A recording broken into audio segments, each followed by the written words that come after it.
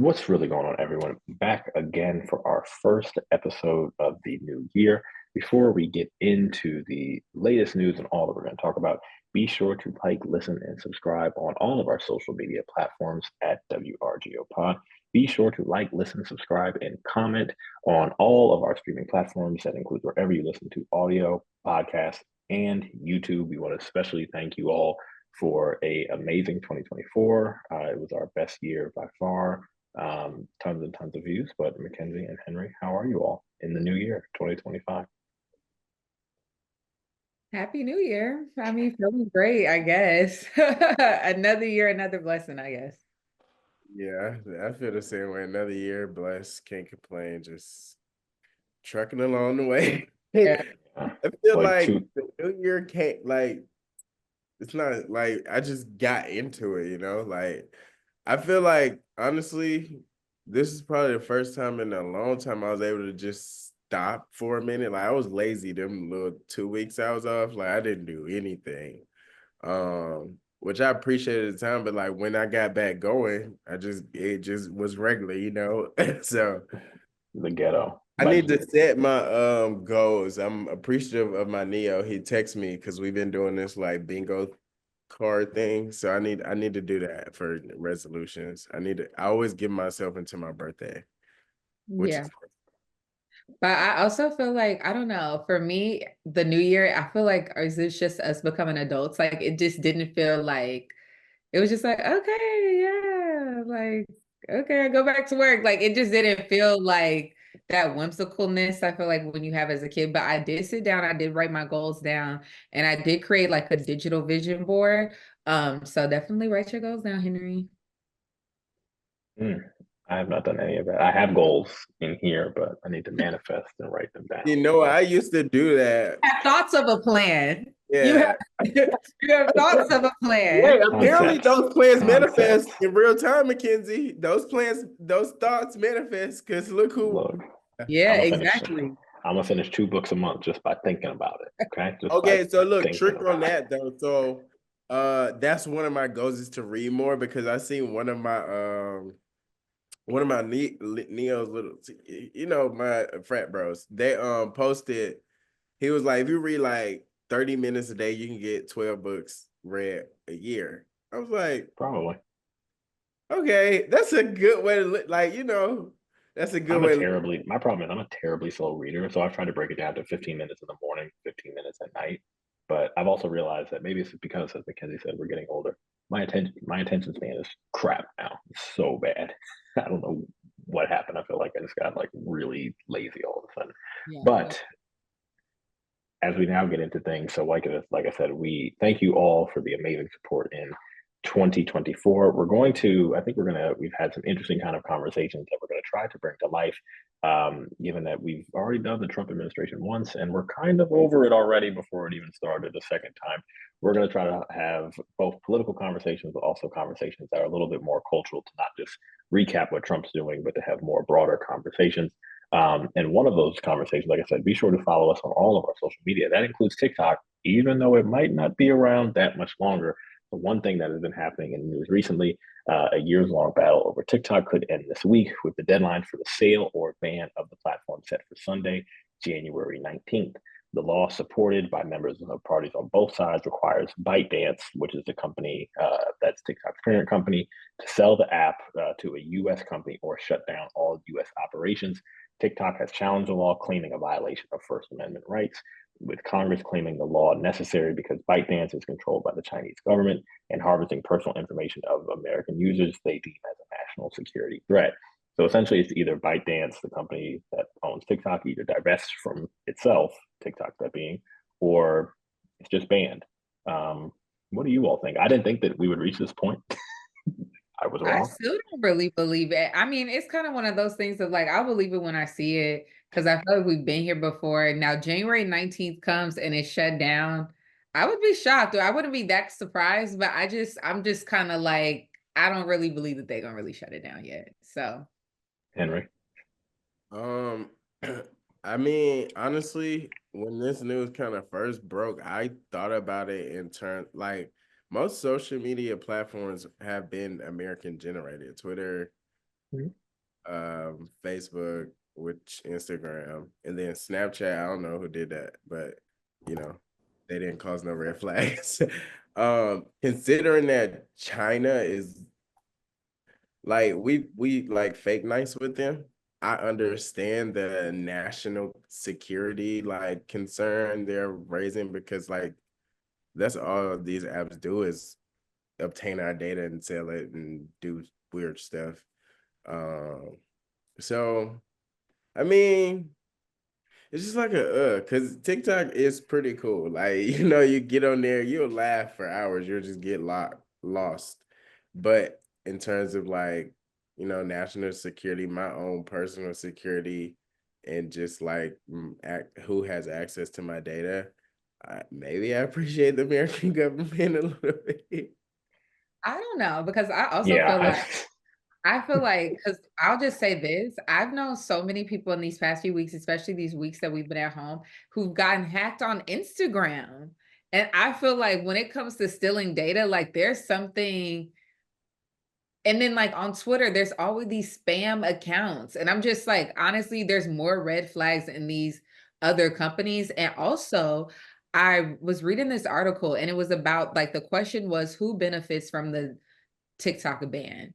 And I feel like if I thought about who benefited from it, unless, not even some conspiracy stuff, but it's just like the only person who benefit would be Mark Zuckerberg. And I feel like he also donated money to the Trump administration. So if it did shut down, I feel like he would just create his own app. But like this still in data stuff, like I don't believe that that's what.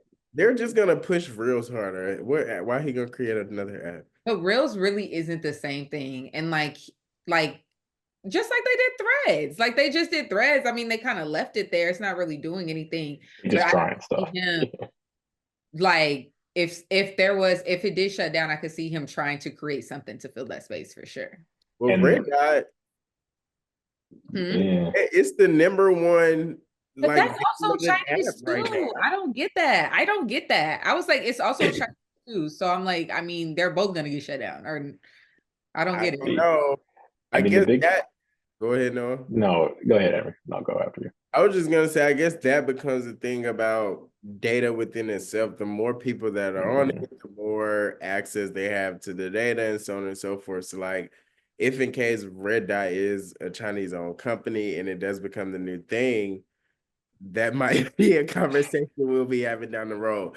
To your point of the spam and like how American owned companies have these like wonky ways about them, I feel like that is like true because like the amount of spam from emails, it's this one email like Numbers, email they address, keep like recreate. calling.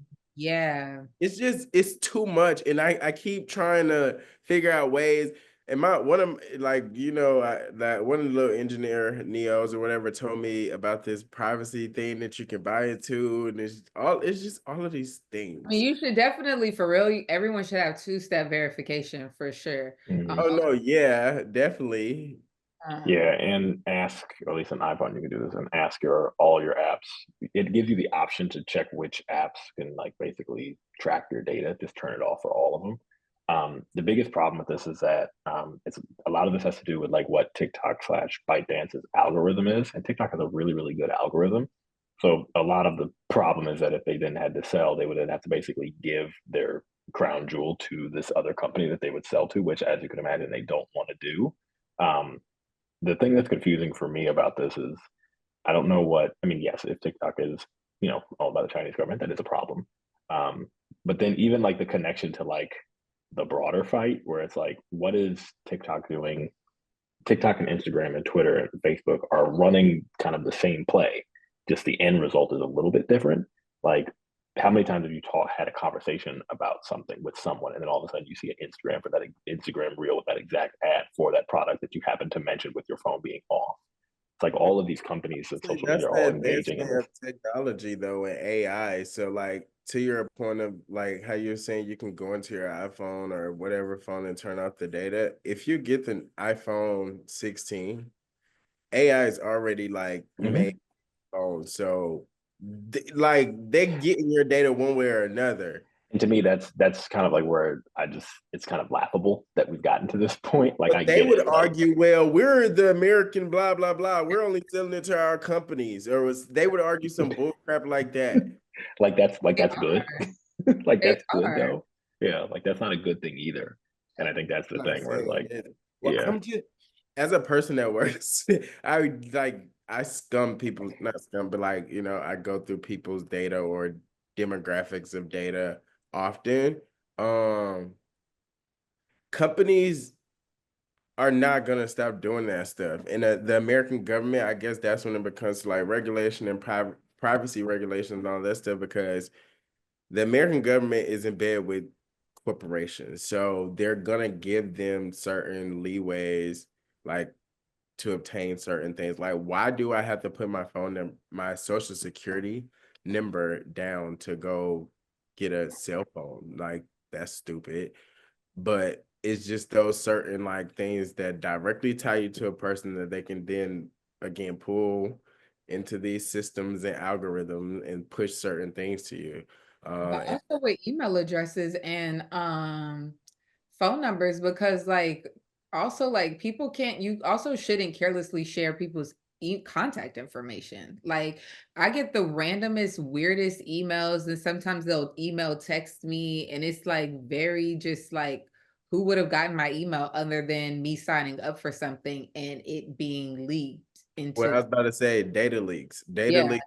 Remember that time period, like 2018, 2019, all yeah, of those Equifax and all of us were getting that. Yeah. Yeah. all of those companies were getting data breached. So like that information just didn't disappear. I think for me, since that time period, I've seen an increasing amount of Mhm. spam. So that lets me know that like even like sometimes when I'm logging into my Apple, it'll tell you like, hey, this password has been in a data breach. Compromise. Yeah. Mhm. So it's like I guess that's like living in the age of the World Wide Web and digital advancements and data tools.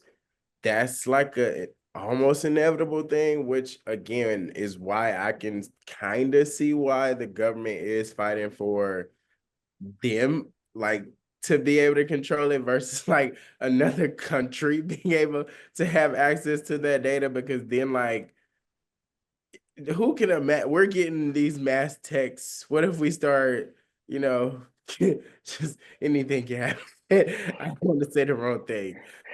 No, anything that is the weird thing. And like even if you think about like our podcast email, how many like random spam emails do we get just on that? And we don't even share that with anybody. People we just signed up on SoundCloud and a couple other things, and all of a sudden we're getting emails It from is who on knows public. what. Well, anywho, so another thing that has been in the news this week, as Mackenzie said, we are gearing closer towards the start of Trump's second term as president. So one thing that has happened this year, so a week before his inauguration, he was sentenced to a penalty-free unconditional discharge in his hush money case in New York. This means he is now a convicted felon by New York state law, but will not face any further penalties.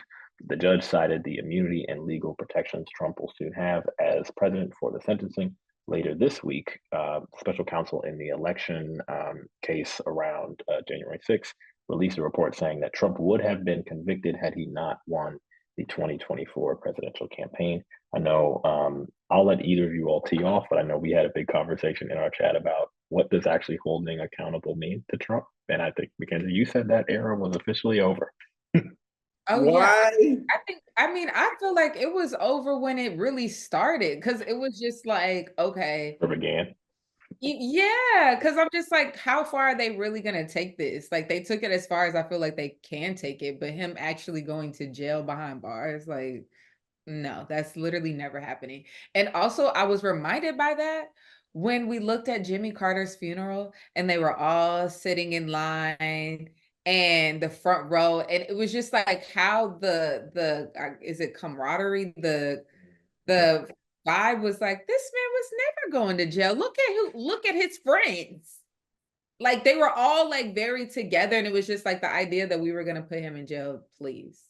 I don't even know why we wasted time, to be honest. Wait, why did we waste the Americans people time with this? Because it really wasn't, it's like you showed us that this white man can also be held accountable, but still not be held accountable. So yeah. You know, I don't give a fuck. I'm just playing like it You just. be the main one. Henry be the main one dropping it in the chat. crashing Well, out. it's like it's annoying because It is annoying. bro, I'm a black man in the South, and I know y'all tired of hearing that, but like, bro, every other person around me has a criminal case, probably done been in jail, and I'm not We even get trying to be funny. we ain't getting no unconditional discharges. That's what I'm saying. Like this man just Crazy. this man is allowed to just go and do whatever. And I guess that special counsel report really kind of ticked me off because it's like, well, he would have went to jail, but we rigged the election. Like, be for Thanks. real. Yeah. They playing in our face, and then this like conviction, no what is it? Conviction, punishment, Unconditional bull crap. discharge. Yeah. Again, like if I go, I don't know, do anything, I'm gonna be held accountable for it. But this man literally can steal an election. He can erupt a dang on riot. Like Travis Scott got held more accountable for the stuff that happened at Astro World than Donald Trump is being held accountable for it. And it's just laughable to think that our justice system tries to like propagate this like just Equality under the law. yeah, like it's BS. We've always known that, and I guess that literally like I used to want to be a lawyer. That's a known fact. And as you like go into that world and you understand the law, things are worded or manipulated in ways for you not to understand. And that's kind of how they get over on you by making people do these plea deals, or they'll put you on probation and they create this cycle and it just be bullcrap, or they just harass you or lie or just do anything to get us locked up. But then when it comes to this white man who has egregiously just committed crime after crime after crime after crime, and then the same court system, that's where Diddy is at, if I'm not mistaken. Eric Adams' case is in the same jurisdiction. So they're definitely going to make examples out of them, but this man can just walk scot-free. That's what I'm like, I don't care, bro. Oh, I Anything, definitely don't feel bad for them. So. It's not about feeling bad, and it's not the whole tope of a black man to be white. It goes to literally equality, bro. I want to be treated fairly. Or I actually will say this because I do think this is interesting. I really actually do like, I'll give you your flowers for this. I really do like your comparison to the January 6th thing to the Travis Scott. I had never kind of thought about it like that. It's a really good kind of comparison there. Eric Adams is not going to go to jail. And I can tell you exactly why, because rich politicians who have power and are connected don't do that. Like it's just, and I think that to me is like the frustrating thing of like, even like the coverage, I think it was just kind of like covering it on the abstract of like, oh, Trump, this evil person got away. It's like that happens actually all the time. And we actually probably should have a conversation about how our justice system is very differential to white people, but also white people who are rich and white people who are well connected. And a part of what Trump's team did, which is smart because they know how to kind of get away with shit. They're like, we're just going to stall this out because we have the money and resources to basically just play the long game here. Where to your point, Henry, people who like us who are getting arrested for smaller stuff, we either have a public defender or we have a lawyer, but we don't have the resources to consistently pay them to stall something out. They charge by the hour. So if Trump has the ability to pay for his lawyers through his election campaign, he says we can stall this out. We can kick every single can down the road, and the legal system is really, really slow, especially if you just try to grind everything to a halt. And that's actually the conversation that I'm kind of annoyed it didn't happen. Was like, here's actually how we got away with this. He just has money to like push this far.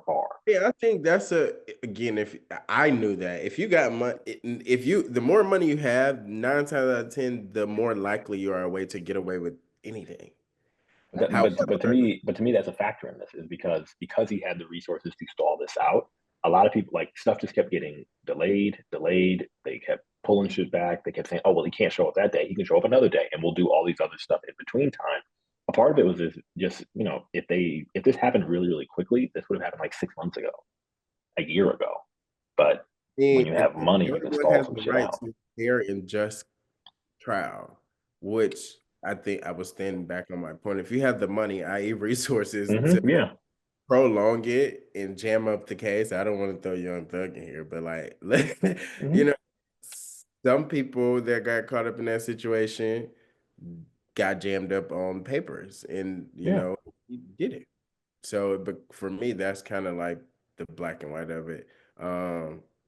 It just sucks that like they legitimately played in our face. And I honestly, when you think about strategy, he probably ran for president again to like avoid jail time. Oh, I 100% think that was a big factor in it. I 100% think he knew, like, hey, even if I'm running, they can't like get me, because then all of a sudden I'm making it something that it doesn't have to be, and just the appearance of possibly arresting a national party figure, that becomes the story, and no one wants that. And it's So, also crazy that an impeached president can't run again, but okay. not convicted. That's a problem. So, thank you, Mitch McConnell. You did this. Mackenzie, what were you going to say?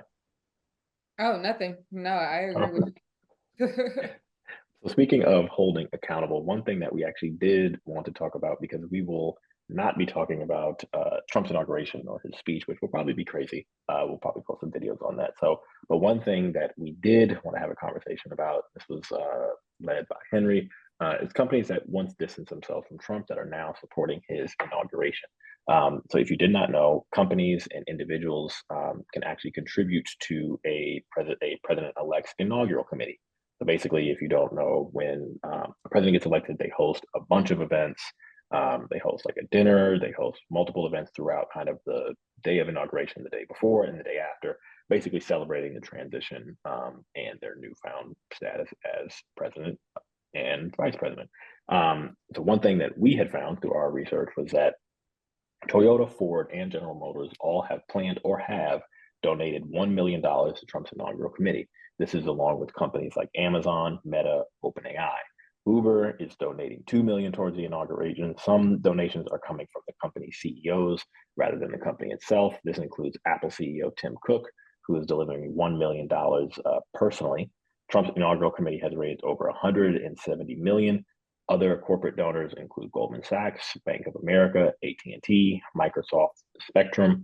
There will be a plethora of corporate CEOs in attendance. Of course, Elon Musk, who gave Trump over $250 million and weaponized Twitter to help him win, along with Amazon chairman Jeff Bezos and Facebook CEO Mark Zuckerberg, all plan on attending. One person who is now leading the resistance who does not plan on attending is the great Michelle Obama.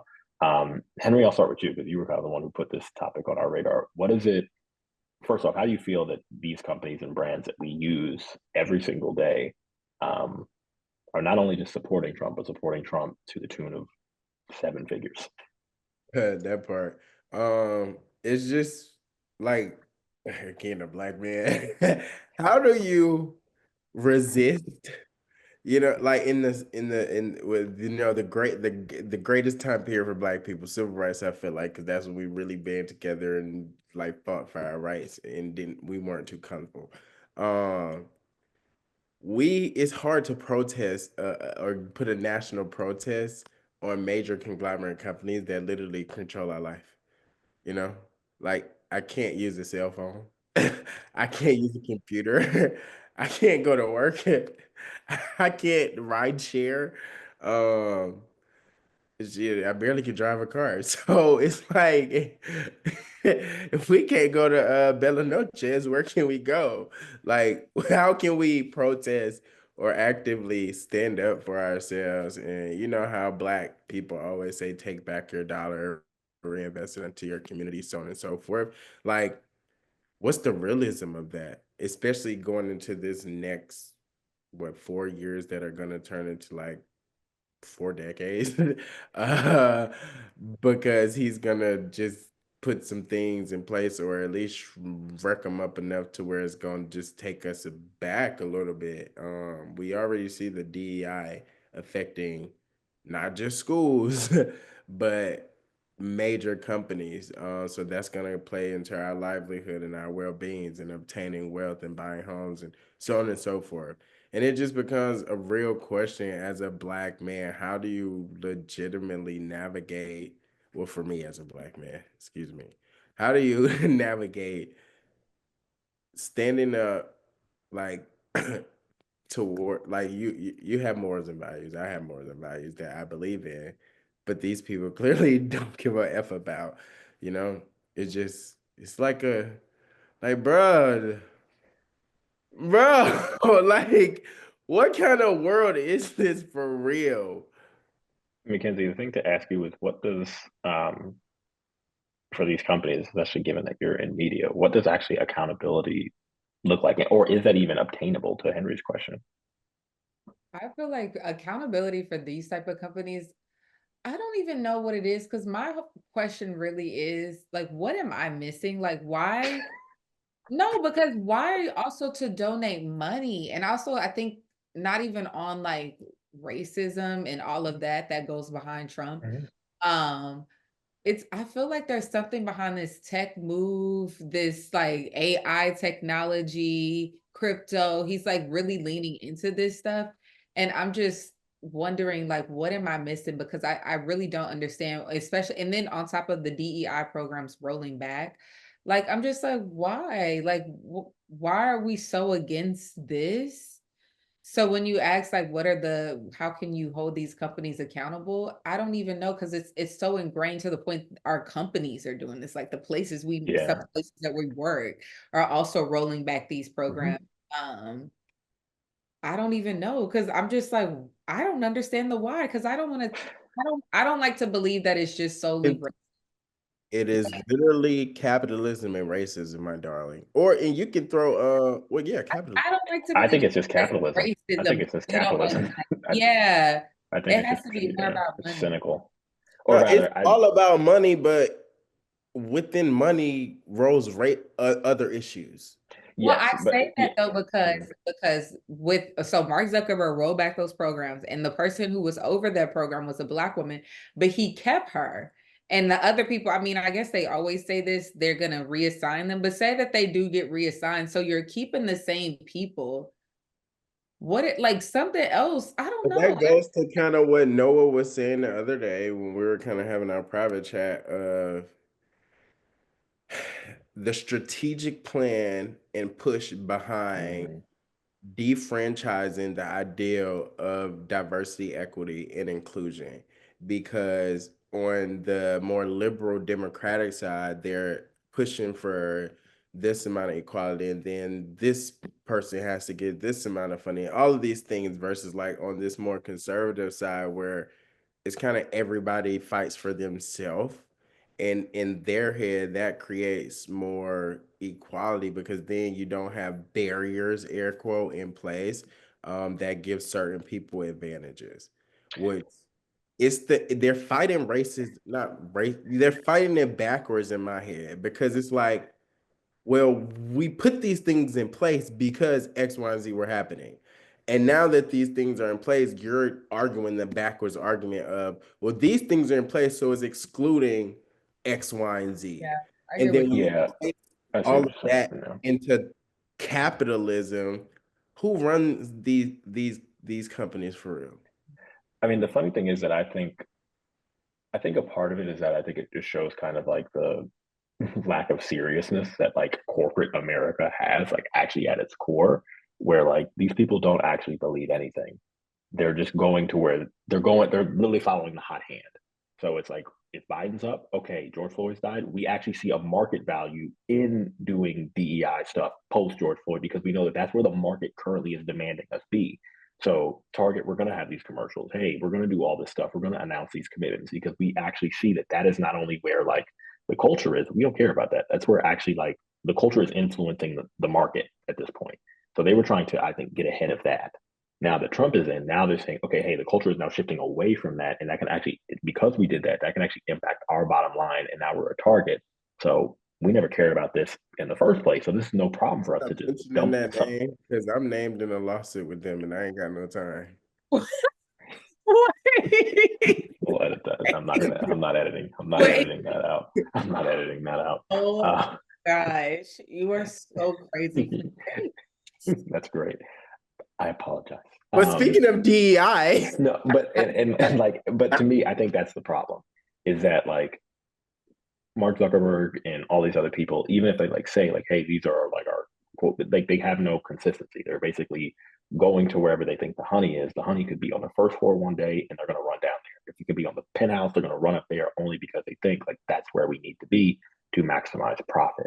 And I think now they're just clearly realizing that like they probably don't, they might not like Trump. They might, but I think it says like all of this other stuff, they're willing to tolerate a lot and go to places they're not comfortable going to that sometimes do benefit us, but a lot of other times do not, because the only thing they're focused on is how do I raise my stock price? How do I maximize profits? How do I get more bonuses for me and our corporate board?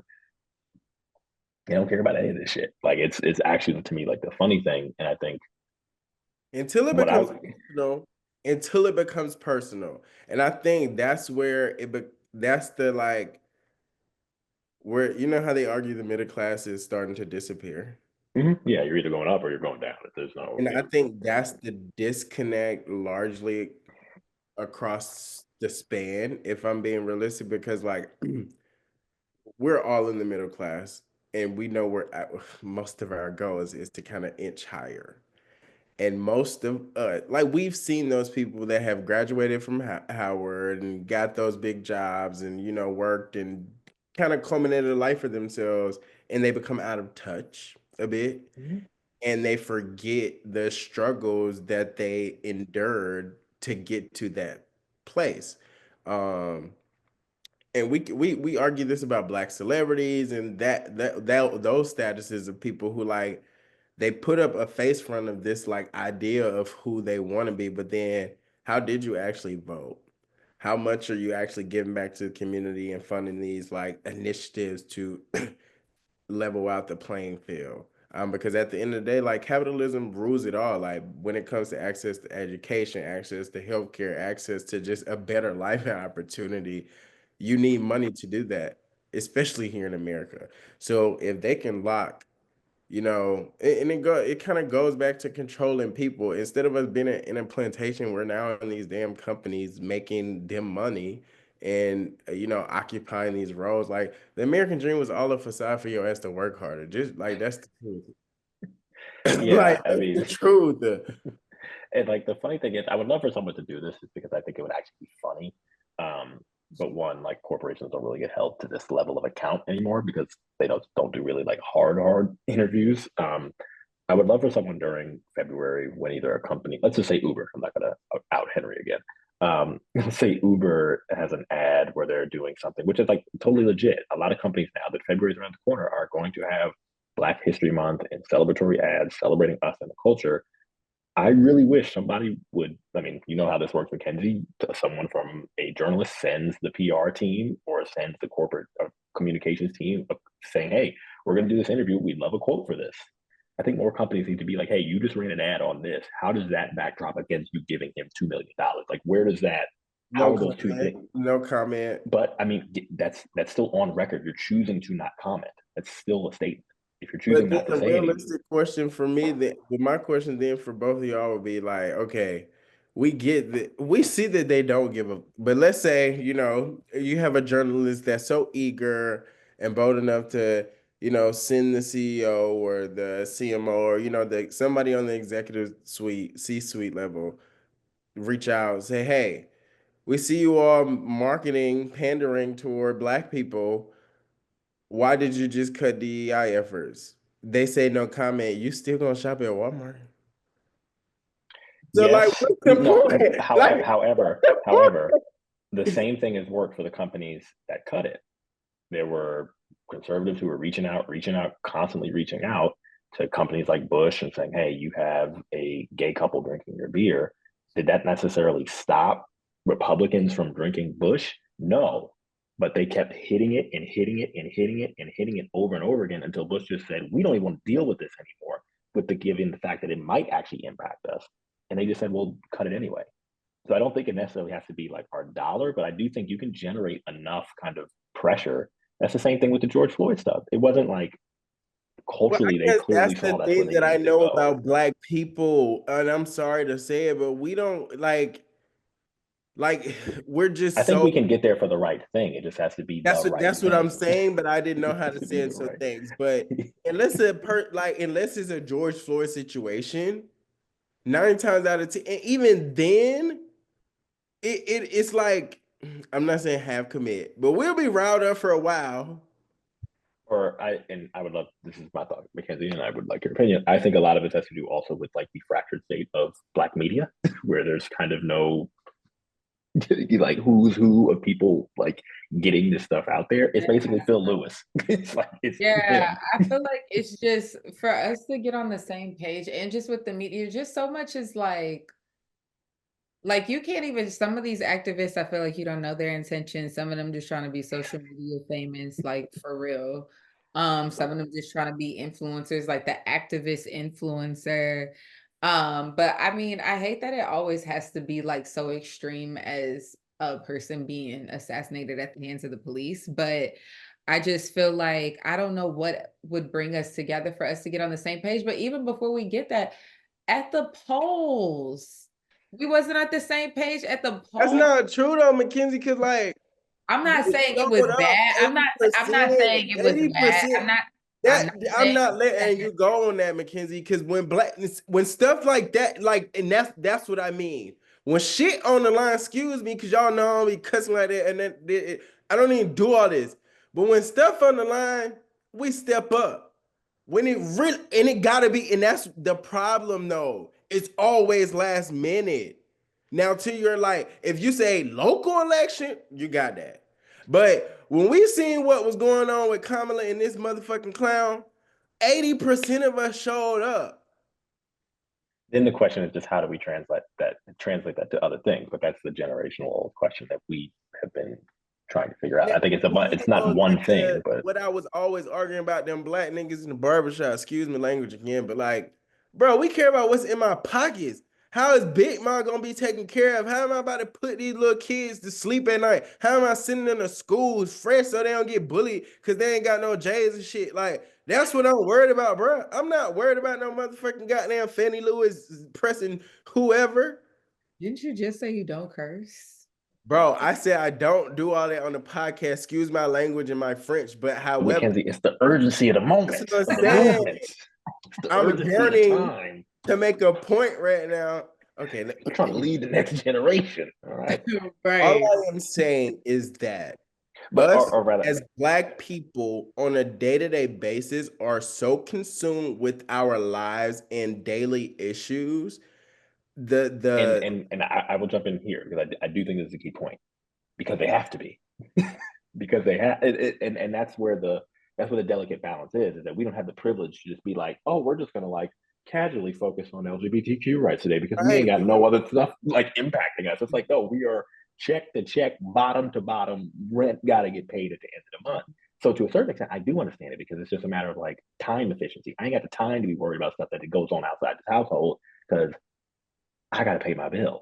And the community, to your point, what you always say, Henry, the community that I'm around is not fostering enough opportunity for me to seek anything beyond my immediate needs. So to a certain extent, it's an economic issue. If we ain't got the luxury to be able to just take out shit that ain't got nothing to do with us, because we ain't got that type of time, we ain't got that type of money. And that, like I think, and that's where I will say most black people care about all of the stuff that is Mm-hmm. on. It Yeah, just becomes it's a resource allocation issue. I don't have the time. And then I get the burnout also because honestly, let's say I did try to tackle this issue, man. It's gonna take hell and high water and Jesus himself to come like it's gonna Come take down.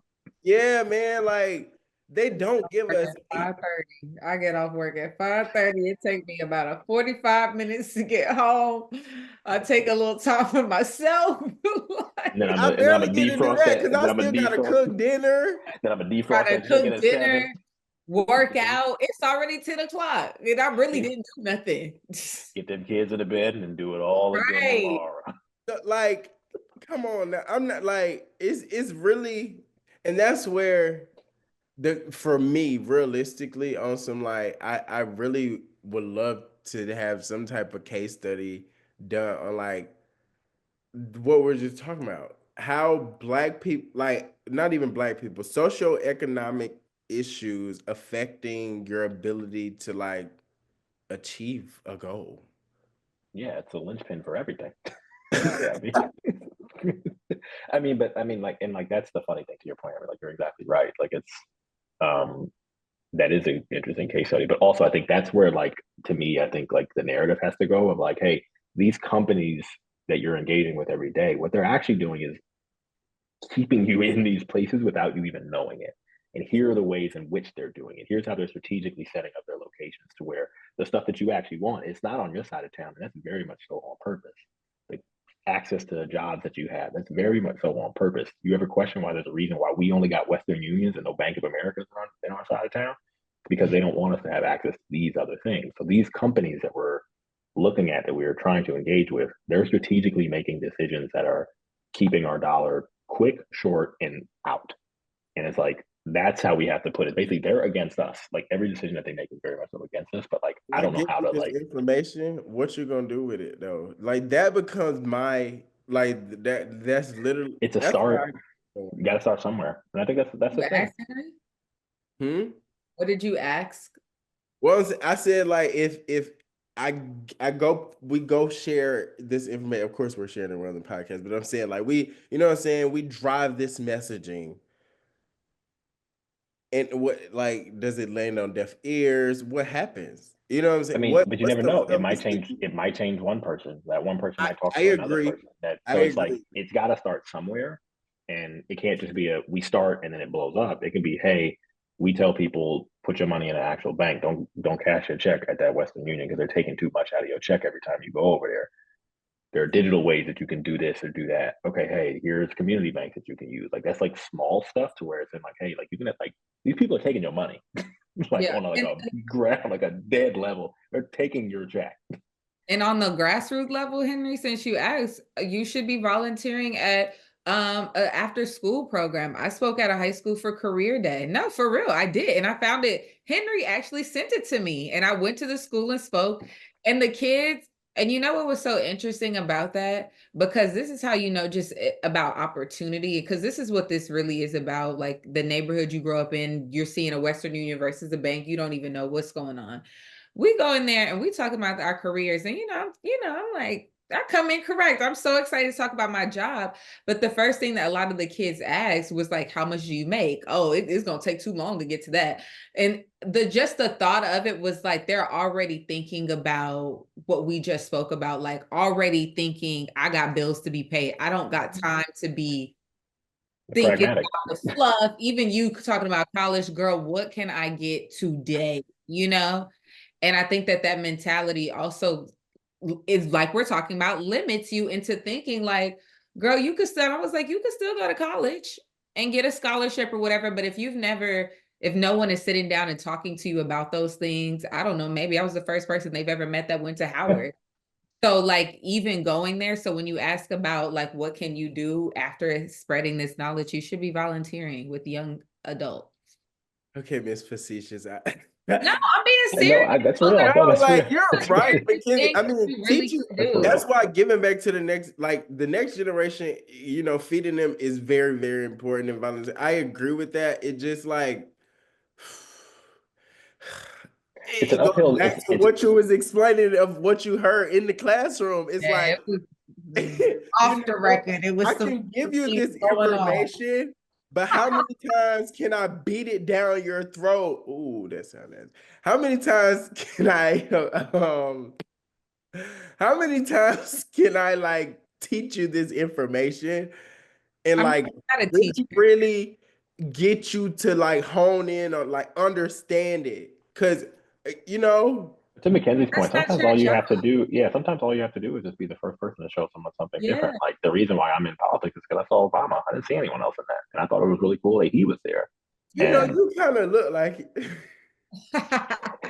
but like to that point, like I wouldn't be having the career that I had if it wasn't just for seeing this one person when I was 13. But I didn't think that, and I lived in DC. I just didn't think that was like an obtainable thing to work in government or politics. So sometimes all it takes is to be like, oh no, I'm Henry. Like I actually like a lot of like the if especially like shoot for you, Henry, like you're like, I actually all the analytics and stuff to like grow grow your content creation stuff, I'm actually looking at the metrics behind that. I'm sure a lot of actually young people would be interested in that, given that a lot of them want to be content creators. If you're actually the one looking behind the scenes on it, like I'm so serious. Like I think a lot of people would actually find that No, aspect when of it Mackenzie interesting. said that, I literally said, you know what?